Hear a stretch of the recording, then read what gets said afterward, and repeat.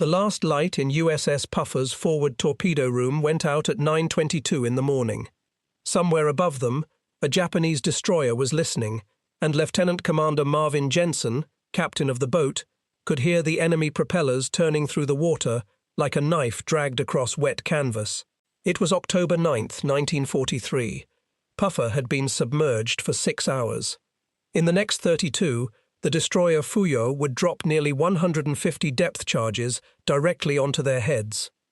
The temperature inside the pressure hull would climb past 125 degrees. Men would begin urinating in their bunks because standing up used oxygen they could not spare. This 38-hour ordeal became one of the most studied breakdowns in submarine warfare history. But it was not what killed most American submariners in the Pacific. That was something worse. Something the Navy did not talk about until the war was over. Something the survivors could never explain to anyone who had not lived inside a steel tube 400 feet below the surface, hunting a nation that was hunting them back. 52 American submarines never came home. 3,506 men went down with them. This is what those men called normal. Every man who served on an American fleet submarine in the Pacific War was a volunteer. Every single one. The Navy required it, because the Navy already knew what the recruits did not, that the submarine service would kill more of its men, proportionally, than any other branch of the American military. 22%. 1 in 4 submariners who slid down the gangway at Pearl Harbor, or Fremantle, or Midway, would not slide back up it. They did not tell the volunteers this. What they told them was that submarine duty paid an extra 50%, that submariners ate the best food in the Navy, that they got shore leave in Perth and Honolulu between patrols. All of that was true. What they left out was the rest. The screening was brutal. Perfect vision, perfect hearing, a psychological evaluation that eliminated anyone the doctors thought might crack under pressure, because on a submarine, one man cracking could kill 80. Claustrophobes were rejected. So were heavy sleepers, chronic snorers, men who talked in their sleep. In the confined space of a fleet boat, a single loud voice at the wrong moment could give away the boat's position to a hydrophone operator 6,000 yards above. They took teenagers, mostly, farm boys from Iowa, machinists from Detroit. A disproportionate number of small men, because small men fit through the hatches faster in an emergency and needed less oxygen once the hatches were shut. The average American submariner in 1943 was 22 years old, 5 feet 8 inches tall, and had never been more than 100 miles from where he was born. Then the Navy put him inside a 311-foot steel cigar and dropped him into the deepest ocean on Earth. The Gato-class fleet submarine was, by 1943, the most advanced undersea warship in the world. 311 feet long, 27 feet wide at the beam. Test depth of 300 feet in the Gato boats, 400 in the newer Balaos, though captains who wanted to survive learned quickly that the numbers on the blueprints were suggestions, not commandments. Boats routinely dove deeper. Boats routinely came back up. The boats that did not, no one heard from again. Inside that steel hull, the Navy packed 80 men into a space with 82 bunks. The math was intentional. At any given moment, at least 2 men were on watch, so their bunks were free. This was called hot-bunking. You crawled into a mattress that was still warm from the man who had just crawled out, still damp with his sweat, and you slept for 4 hours until someone shook you awake to take your own watch. Then you crawled out, and someone else crawled in. There was one shower for 80 men. It ran fresh water, and fresh water on a submarine was more precious than fuel. The evaporators produced perhaps 100 gallons a day, and most of that went to the batteries and the cooking. Men were rationed to a cup for drinking. A real shower was something you took at the end of a 60-day patrol, when you finally tied up in Perth. In between, you smelled. Everyone smelled. Sweat, diesel, the reek of the 2 heads that 80 men shared, the sour breath of a ventilation system that had been recycling the same air for weeks. Above the waterline, an American submarine at rest smelled like an oil refinery bolted to a garbage dump. Below it, submerged, running silent, air conditioning off, it smelled like something else. something the survivors described, when they described it at all, as the smell of the inside of a body. In the tropics it got worse. Pacific water temperatures near 80 degrees pressed against a steel hull and turned the boat into a slow oven. Standard interior temperatures on patrol ran between 90 and 100. During a depth charge attack, when the air conditioning had to be shut off to reduce noise, temperatures climbed past 120. Vice Admiral Charles Lockwood, who commanded the entire Pacific submarine force, wrote in his memoirs that his men lost an average of 10 to 15 pounds per patrol. Not from lack of food, from sweating it out. Dick O'Kane, who commanded USS Tang and would go on to become the most decorated submariner in American history, put it more simply, "You did not live on a submarine," he told an interviewer years after the war. "You survived on one." The patrols averaged 60 days. Some ran longer. USS Barb under Eugene Fluckey once stayed out for 72. You left port with 200,000 pounds of food packed into every locker, every corner, every walkway. Cans of peaches stacked 3 feet deep in the passageways, hams hanging from pipes, cases of coffee wedged behind torpedo racks. For the first 2 weeks you ate steak. By week 6, powdered eggs and canned beans. By week 8, if the patrol had gone long, you ate whatever hadn't spoiled. At night, on the surface, you ran the diesels and charged the batteries and let the fresh Pacific air blow through the boat. Men climbed to the bridge in shifts just to breathe. During the day, you submerged. Battery-only propulsion, 3 knots, 6 if you were willing to burn through your charge. You listened. You watched through the periscope. You waited for smoke on the horizon. When smoke came, everything changed. A Japanese convoy on the horizon meant hours of silent maneuvering, approach, calculation, waiting for the range to close. The submarine had one job, and every man on board knew it: to get inside torpedo range without being seen and to fire before being fired at first. The torpedo data computer chewed through numbers. The captain called out bearings from the periscope in a whisper.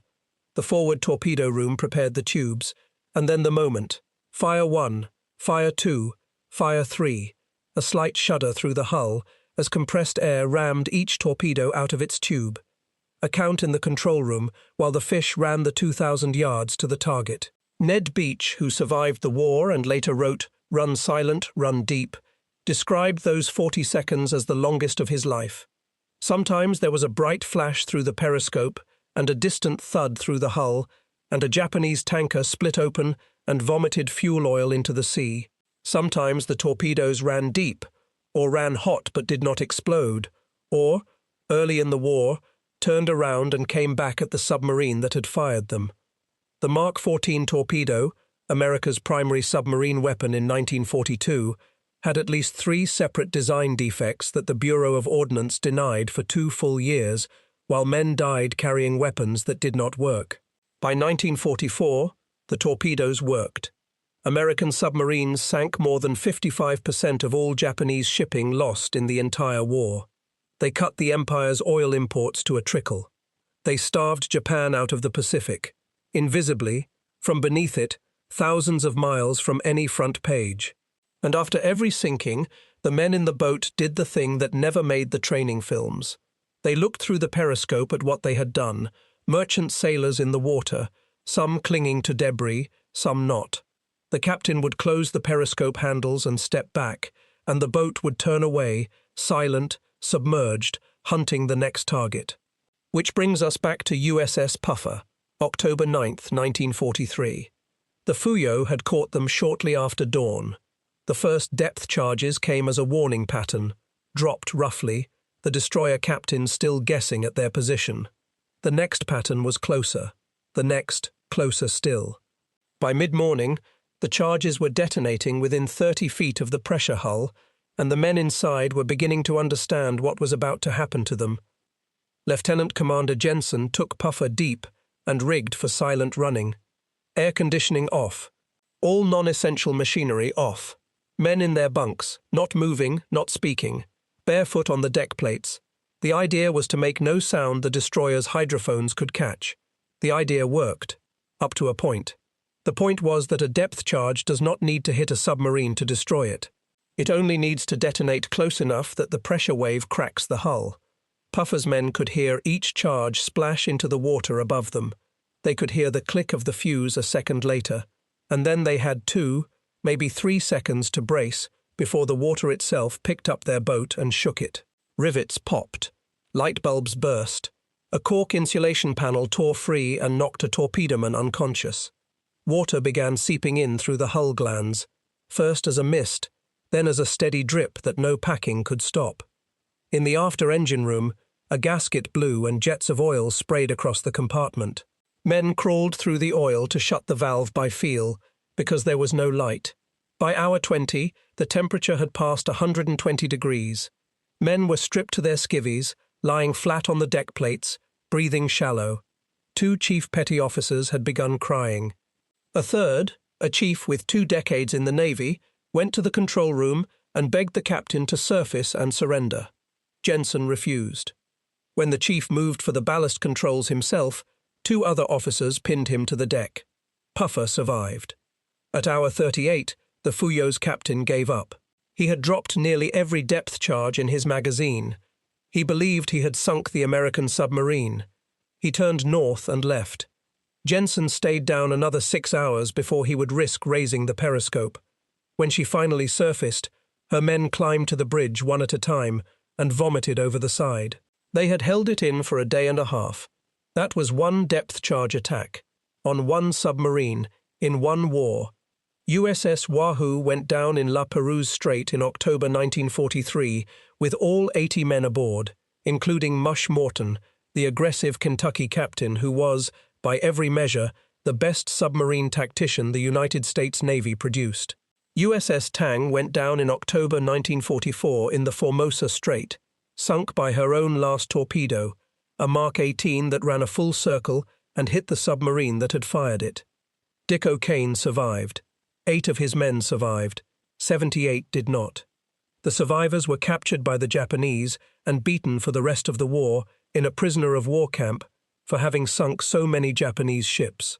Scorpion, Greyback, Grunion, Argonaut, Amberjack, Runner, Cisco, Corvina, Sculpin, 52 boats. Reading the list takes 2 full minutes to speak the names. Some were sunk in battle, some hit mines, some struck reefs in fog, some simply left port and were never seen again. No distress signal, no debris, no witnesses, nothing. Their families received telegrams that said the boat was overdue and presumed lost. The Navy called it being on eternal patrol. And here is the thing the survivors could never explain, the thing the newsreels never showed, the thing this story has been circling since the first depth charge. The men who lived through it kept going out. You finished a 60-day patrol. You spent 2 weeks in Perth or Pearl Harbor. You drank. You slept with your wife or with a stranger. You got a new pair of shoes. And then you went back down to the pier and looked at the boat, and you climbed the hatch, and you did it again. Because the war was not over, because your friends who were still alive were doing it, because you had volunteered. That was what they meant by normal. Not the depth charges, not the heat, not the smell or the hot bunks or the merchant sailors in the water. Normal was the fact that you knew, with mathematical certainty, that some of the men eating breakfast next to you on the morning you left port would not be eating dinner in 8 weeks, and that you would eat breakfast next to a new set of men after that, and you would go out again, and again, until the war ended, or until it was your boat that did not come home. 3,506 American submariners died in the Pacific War. They lie, most of them, at depths their own pressure hulls could never have survived. 6,000 feet, 12,000 feet, 20,000 feet down in trenches where no one will ever find them. The Navy still lists them, in every submarine base chapel, on brass plaques that read the same thing. On eternal patrol. That was what they called normal, because there was no other word for it, and because the men who lived it knew that no other word would do.